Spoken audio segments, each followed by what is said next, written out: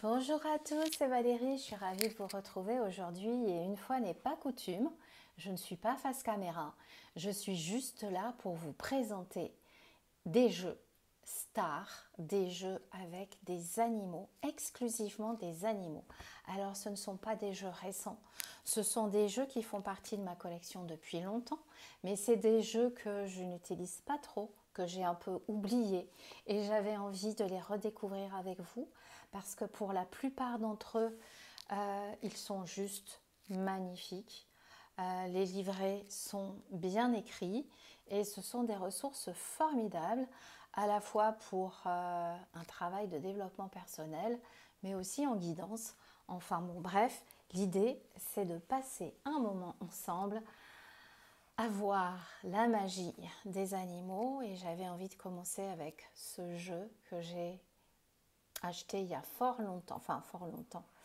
La sagesse divine des animaux, hein, qui est une traduction d'un jeu qui existait en anglais, et je crois même que je l'avais en anglais. Il est sorti en 2019, 2020 en français. Voilà, donc je pense que je l'ai acheté en français quand il est sorti. Stacy Di Marco, j'ai pas hésité parce que j'ai d'autres jeux d'elle sur la lune, je sais plus. Enfin bon, bref, illustré par Kinga Bierski. Il y a beaucoup de ressources dans le livret. C'est vraiment pas un texte écrit à la one again vite fait. C'est vraiment plein de ressources. Et je trouve ce bleu magnifique. Est-ce que je vous ai mis une bonne lumière? Alors pour vous dire tout, vous saurez tout. Je vais peut-être le mettre comme ça. Je ne sais pas si vous voyez mieux. Je tourne de nuit et j'ai des difficultés. Non, ça va aller. Mais regardez-moi ce jaguar. Vous avez un mot-clé en plus, c'est vachement aidant. Lâcher prise. De toute manière, tu n'as pas trop les moyens de faire autrement. L'ours polaire, magnifique. Suricate. Alors, ce sont des animaux assez connus pour ce jeu. Le suricate, un peu moins. Le castor, le travail. Mon Dieu, je tombe tout le temps sur celui-là, moi, quand je tirais ce jeu. Carcajou, c'est un animal que je ne connais pas. J'adore cette représentation du dauphin. Vraiment, c'est un jeu oublié que je vais remettre sur le devant de la scène. Bon, c'est un peu plus classique, mais même l'interprétation qui en a été faite. Bon, la tarentule, hein, si vous n'aimez pas les araignées. Donc ça, c'est vraiment cette carte qui m'a fait craquer. Magnifique. La chouette. Et c'est fou parce que juste en regardant les animaux, j'ai l'impression de me connecter avec leur qualité. Elle est belle cette lionne égyptienne un peu. Bah oui, avec la croix d'angle. Tiens, on va arrêter là-dessus parce que si je vous montre toutes les cartes du jeu. Donc ça, c'est, je pense, un jeu qui est encore facile à trouver et qui est vraiment très, très, très bien fait. Dans un autre esprit, allez, on continue avec les oracles. J'ai des tarots aussi. Un jeu qui me touche aussi beaucoup, c'est le Dreamscape Oracle de Matt Hughes. Matt Hughes, si vous vous souvenez, c'est lui qui a fait le tarot de l'illumination. Je crois que c'est chez US Game. Et le Luna Ethereal Tarot, quelque chose comme ça aussi. Ah bah tiens, je l'ai là. En fait, Matt Hughes, c'est lui qui a fait celui-ci chez US Game et qui a fait le tarot de l'illumination que j'ai en français d'ailleurs. Je ne vous présente pas le tarot parce que c'est pas le sujet, mais le Dreamscape Oracle que vous pouvez trouver en français maintenant, il a été traduit, représente des animaux incroyables, très classiques, mais alors traités avec une douceur, une beauté. Donc là, il y a quelques petites informations, mais rien de rare. Par contre, ce jeu, il est tout à fait dans la veine du tarot de l'illumination. Et il est magnifique. Vous avez un traitement avec des dorures à chaud. Donc ça, c'est la carpe koi. Selkie, alors là, on est plutôt dans la tradition, mais bon, le buffalo blanc. Alors effectivement, c'est pas forcément des animaux qu'on voit en Europe, pour ceux qui ne sont pas fantastiques. Il y a quand même, voilà. Alors, il y a une majorité d'animaux. Le hibou blanc, la balance. Hop. J'adore, je suis assez fan des éléphants. Hein. Dans mon jeu, il y a un éléphant. Évidemment, ça ne pouvait pas être autrement. La tortue. Magnifique. Hop. On ne voit pas souvent l'aigle comme ça. Donc, le tigre. C'est un jeu que j'ai pas vu beaucoup, que je vais ressortir aussi. Je vais le ressortir avec les tarots de Matt Hughes, que j'aime beaucoup. Pour l'utiliser, alors il peut servir en carte unique, en carte perso, mais moi surtout je l'utilise avec celui-ci ou avec le tarot de l'illumination. Voilà, deuxième jeu que je voulais vous présenter. Allez, je continue avec un tarot. C'est vraiment un tarot oublié. C'est un tarot qui est connu parce que, je sais pas, je crois qu'il a eu pas mal de succès. C'est le Meraki Tarot, la 3e édition. Je crois qu'elle en est à la 4e. C'est Bouchette Design. Alors bien évidemment, celui-ci, je l'ai trouvé au Salon des Arcanes. C'est un tarot que je n'utilise pas, que je trouve très beau, mais que je n'utilise pas pour deux raisons. La première, c'est que quand je l'ai reçu, les tranches étaient les tranches vertes. J'avoue que c'est pas facile, hein, je sais bien. Les tranches vertes étaient abîmées.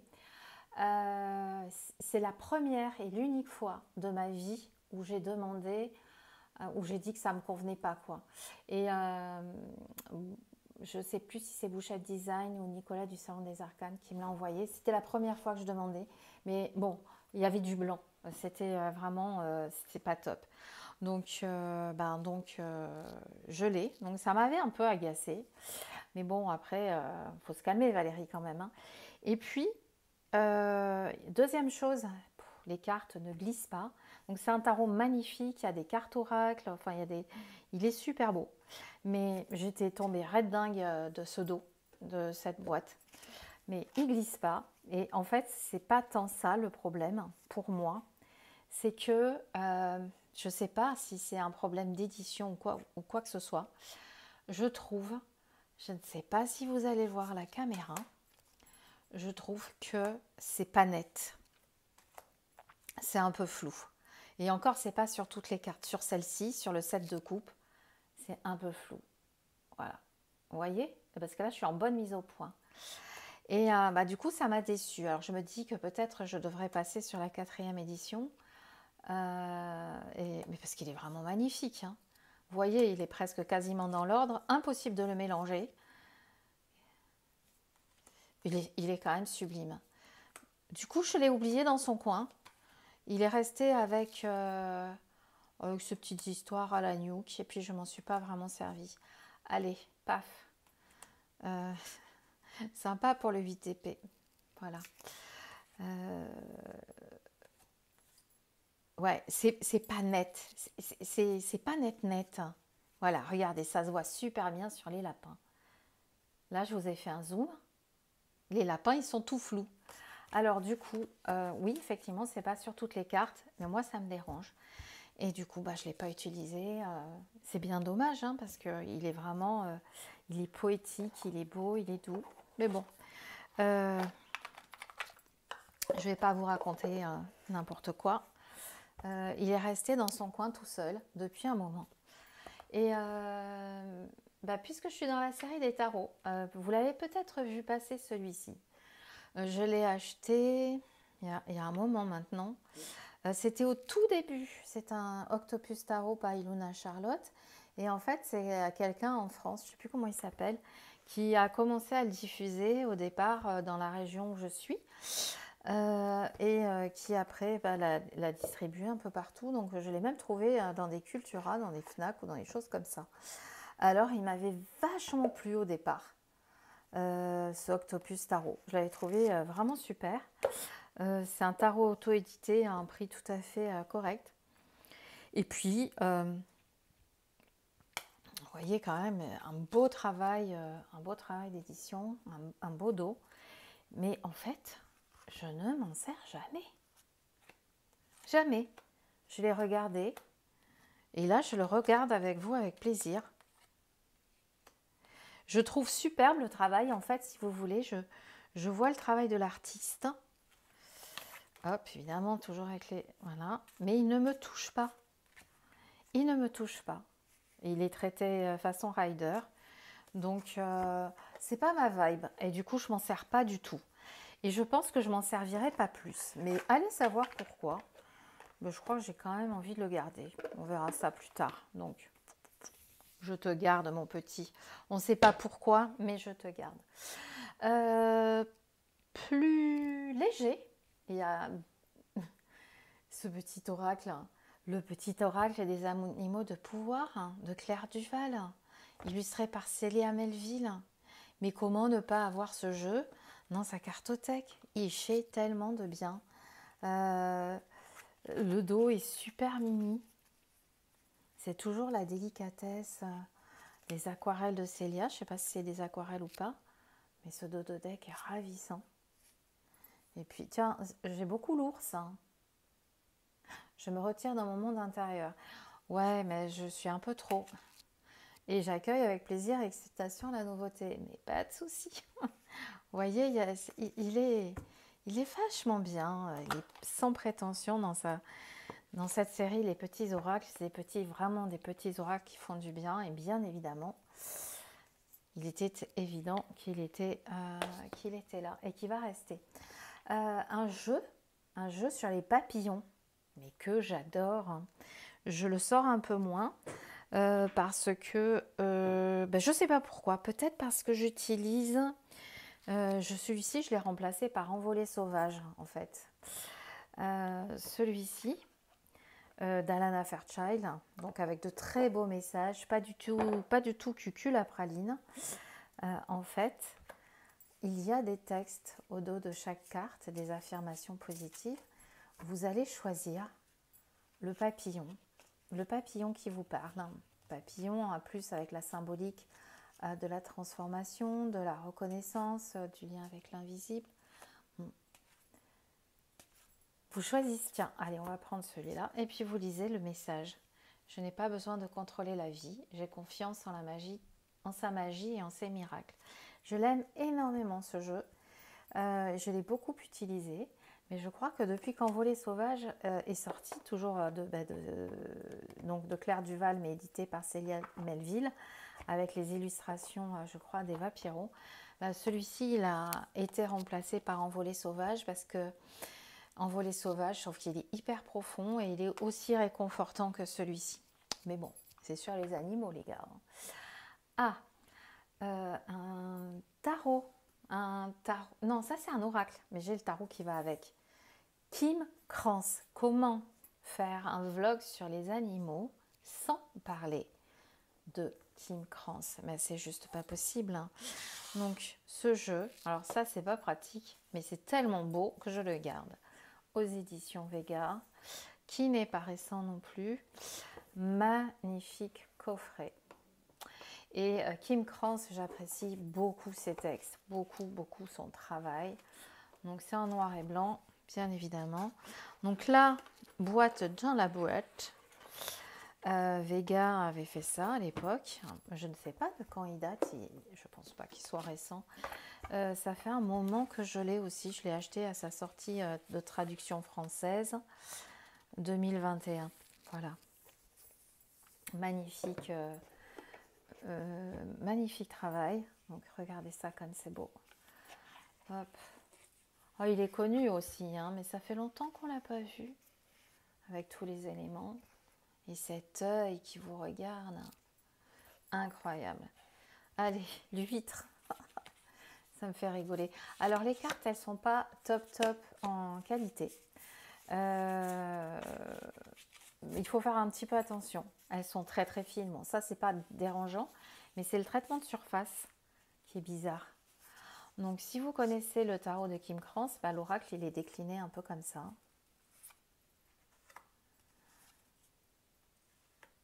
Et c'est vraiment très très particulier son art. On aime ou on n'aime pas. Hein. Moi au départ, quand j'avais vu le tarot, que je vais vous montrer après, le tarot des mondes sauvages et inconnus, j'aimais pas du tout. Et mon fils, le petit, m'avait dit « Ah, j'adore ce tarot !» Bah, je lui avais offert. Et puis en grandissant, il me l'a donné. Très beau. C'est... On a l'impression qu'ils sont vivants alors que ce n'est pas des photos du tout. Voilà. Ah, une petite libellule. Eh ben, vous voyez, j'en ai mis une aujourd'hui de libellule. Elle m'accompagne en ce moment. La libellule avec les personnes dans l'invisible auxquelles elle est rattachée. Voilà. Alors cet oracle, quand je l'utilise par rapport à d'autres, je vais toujours aller voir dans le texte ce que Kim Krans propose. D'abord, je me plonge dans l'image parce qu'elle dessine vraiment très très bien et on a l'impression que le chevreuil, il veut faire passer un message à travers son regard. Je vais essayer d'aller décrypter ce message et puis après je vais voir ce qui est dit. Je ne peux pas ne pas vous parler de Kim Krans et de vous parler de ce tarot qui a fait un tabac, le tarot des mondes sauvages et inconnus, que j'ai également en version pocket. Et ça, c'est le tarot que j'avais offert à mon fils, mais il y a des années de ça. On va regarder quand il est sorti en français. Je ne me souviens plus. Toujours c'est Vega, il est sorti en français en 2019. Oh, bah c'était il n'y a pas si longtemps, mais le temps passe vite. Pareil, la boîte dans la boîte de chez Vega. Et franchement, c'est vraiment des coffrets de qualité. Donc là, vous avez l'oracle. Et là, vous avez le tarot. Et autant il a mis très longtemps à me parler, autant maintenant, vraiment, je l'adore. Alors, j'utilise surtout celui en version pocket. Allez savoir pourquoi.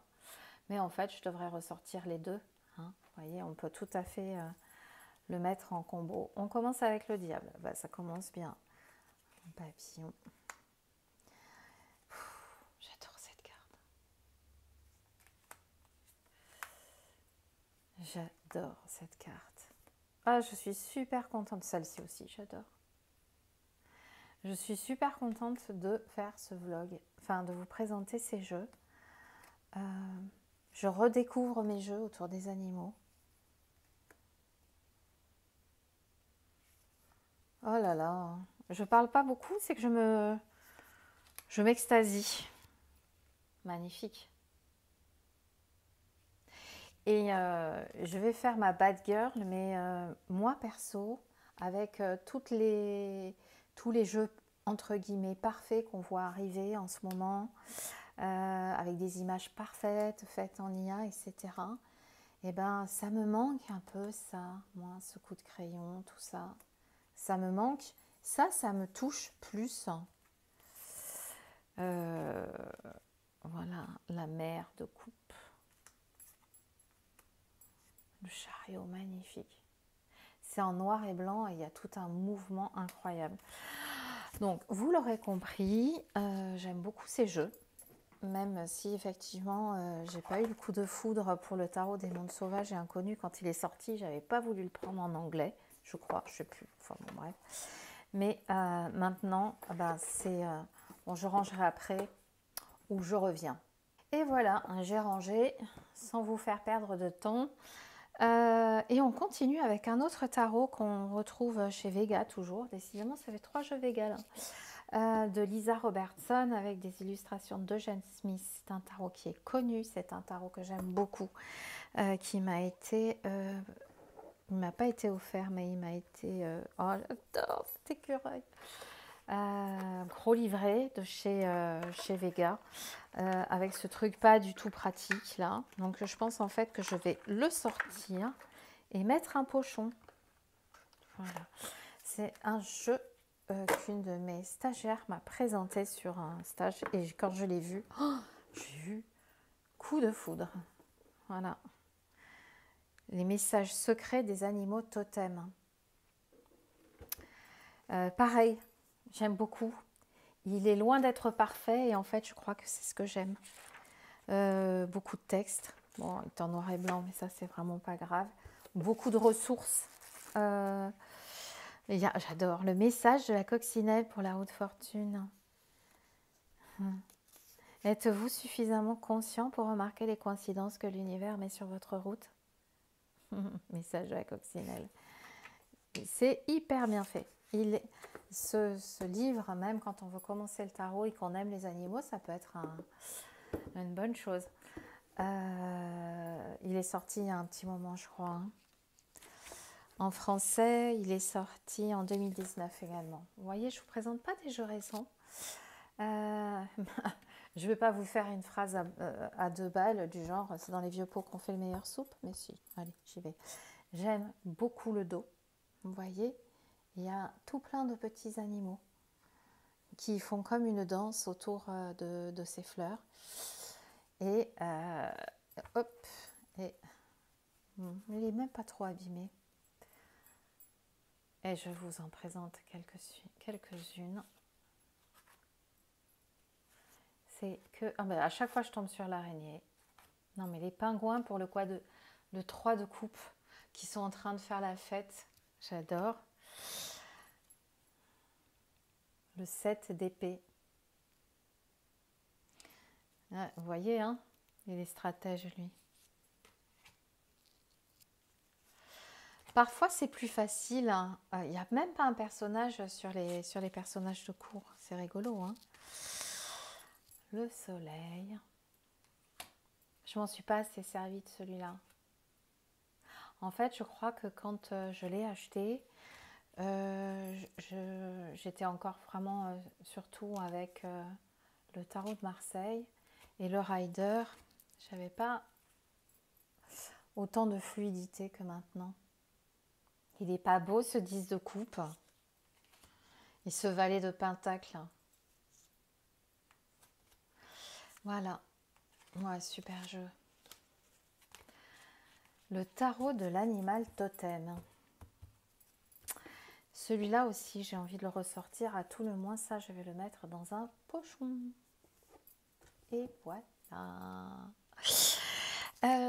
Qu'est-ce que j'ai encore à vous montrer? Oh là là, une pépite. Enfin, je dis pour moi. Après, ça peut ne pas plaire à tout le monde.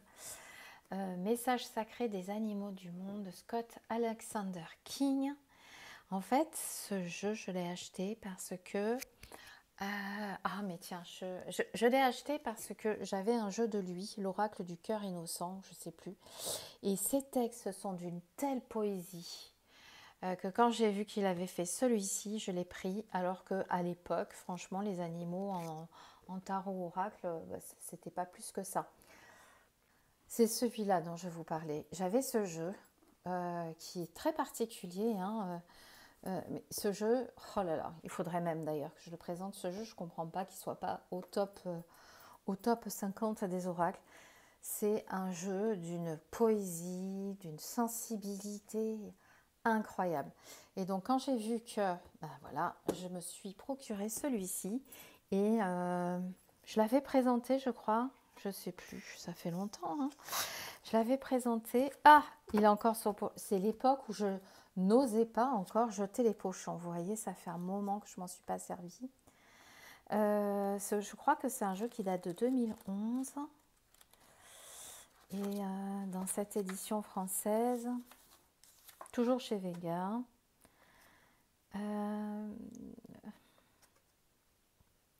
Ouais, c'est ça.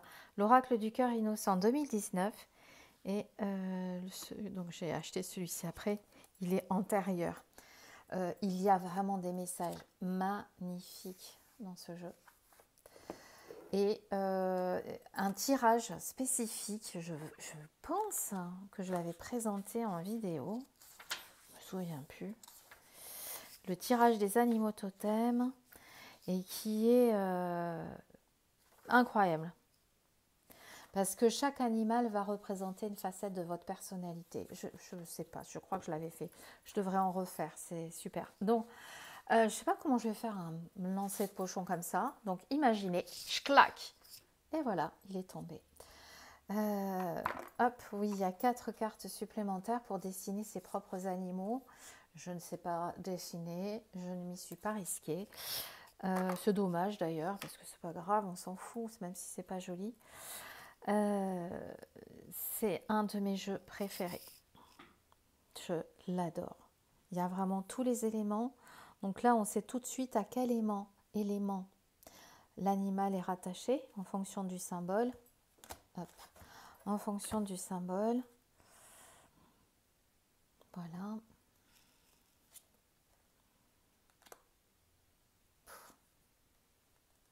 J'adore ce jeu. Même cette fourmi, je la trouve mignonne.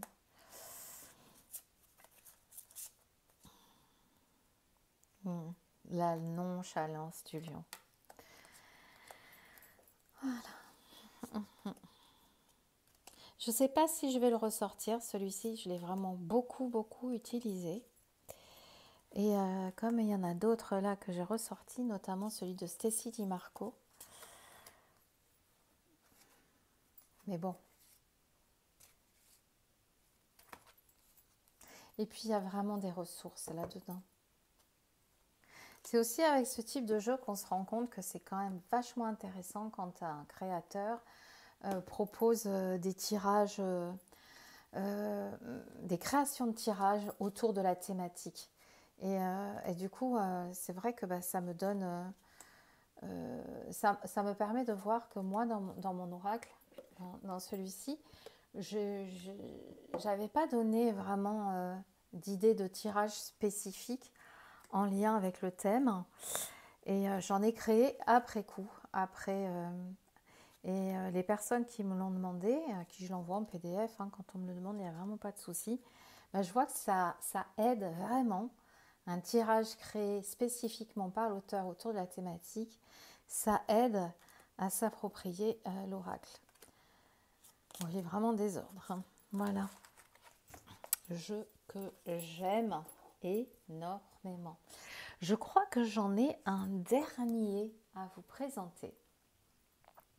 Un dernier pour cette première partie, car vous l'aurez compris en lisant le titre de cette vidéo, j'en ai pas mal d'autres et certains que j'ai vraiment envie de vous montrer, mais ils sont tous pas au même endroit puisque ici je suis à mon bureau.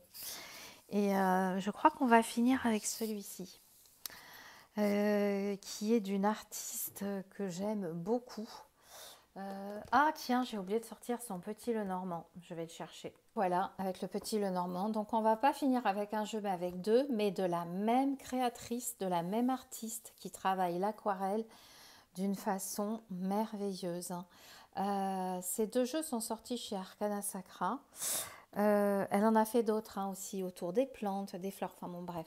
Mais je vais quand même pas tout vous montrer. Et puis on parle juste des animaux. Regardez-moi comme il est beau ce hibou. Le tarot de l'Entremonde, donc édité chez Arcana Sacra à l'époque de la double boîte. Voilà. Magnifique. Oh, mercredi. Ah ben en direct. Ah non, non. J'ai cassé. Bon ça va partir à la poubelle. Hop. Vous avez entendu le bruit, il est à côté du pochon. Ah, j'aime bien, c'est mon côté psychorigine. Regardez-moi ça comme c'est joli. Ces aquarelles, c'est de toute beauté. Tarot de l'Entremonde, Sciolo Thompson. Voilà, donc bien évidemment, je fais pas la pub. Papier glacé, tout en couleur, un magnifique travail de graphisme. Voilà, Et puis des ressources intéressantes pour les cartes, parce que Sue Thompson, c'est quelqu'un qui connaît les cartes, ça se sent quand on la lit. Voilà.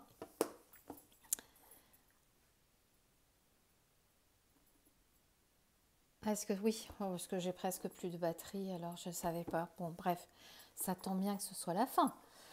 Ce tarot, magnifique. Moi, je suis désolée. Ouais, c'est vrai, c'est pas écologique, mais bon. Prendre du café, c'est pas écolo non plus. Hein. Donc moi, mon kiff, c'est d'avoir des jeux comme ça. La finesse, je l'ai pas vu beaucoup non plus. Alors j'ai des lumières un peu contre-productives. Hein. Je ne sais pas si je vous l'ai dit, je tourne cette vidéo en pleine nuit. En pleine nuit, ouais, c'est ça, en pleine nuit. Du coup, je dois même avoir la voix un peu cassée. Mais bon, mais c'est beau, mais que c'est beau. C'est fin, c'est délicat, c'est travaillé, c'est pensé. La lune avec l'écrevisse.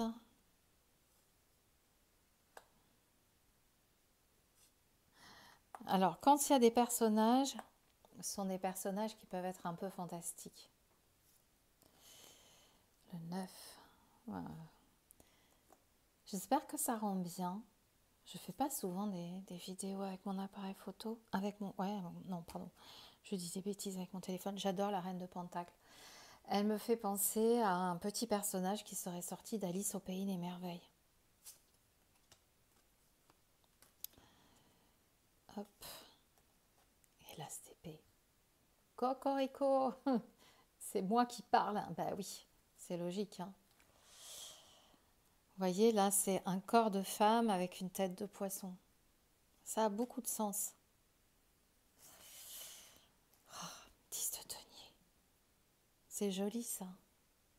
Et puis, on voit bien le sens. Hein. Donc, il y a quelques personnages, mais vous voyez, ils sont toujours traités de façon fantastique. Parce que là, le magicien, c'est pas une femme, en fait. C'est presque un être qui n'existe pas hein, avec ça. Valet d'épée. Je sais pas ce que c'est comme animal, ça. Voilà. L'empereur. Lui aussi, on dirait qu'il est sorti d'Alice au Pays des Merveilles. Ouais. Un petit lapin et le hiérophante qui représente la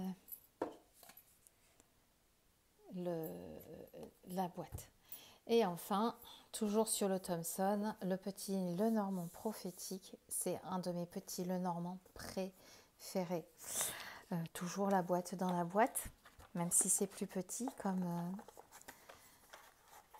là ça va, c'est pas cassé, mais c'est vrai c'est tellement beau à l'intérieur que c'est même dommage de garder ça. Bon, je verrai après. Le petit Lenormand prophétique, superbe livret avec des ressources pour chacun des domaines et puis c'est des ressources intéressantes. C'est pas du copier-coller quoi, c'est vraiment pas mal du tout. Les mots-clés, tout ça. Il y a 4 cartes supplémentaires. Une carte pour la couronne. Voilà, ça c'est les cartes supplémentaires. Une carte non binaire, si on n'est pas genré et puis qu'on n'a pas envie en significateur d'être un homme ou une femme. La carte du balai, elle existe. Donc voilà, le papillon, la carte de la transformation. Et je pense qu'on va retrouver sur le dos de deck, si je ne dis pas de bêtises. Donc il y a 1, 2... 1, 2, 3. Bon, il n'y en a que 3 supplémentaires. Le balai, il n'y est pas. Ah oui, si, elle a rajouté le balai. Je confonds avec, pardon, vous avez compris. Le fouet.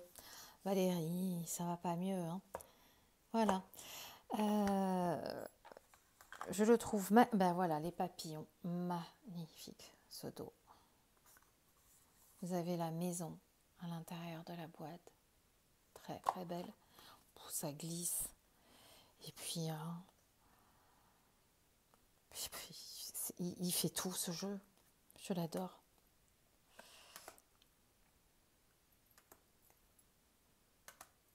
Celui-là, je crois que je vais le ressortir encore. Tiens.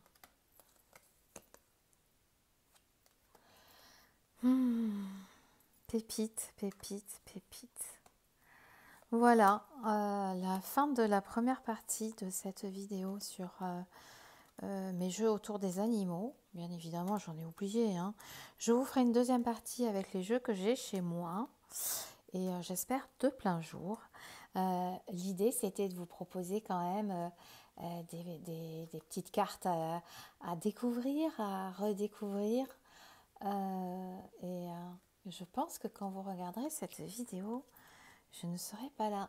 Je pense que je vais la poster pour quand je serai au Japon et que vous puissiez quand même avoir des choses à regarder. Voilà la carte non binaire, elle est très très belle. Et le mont. Et voilà, je vous fais tout plein de gros baisers. À tout bientôt.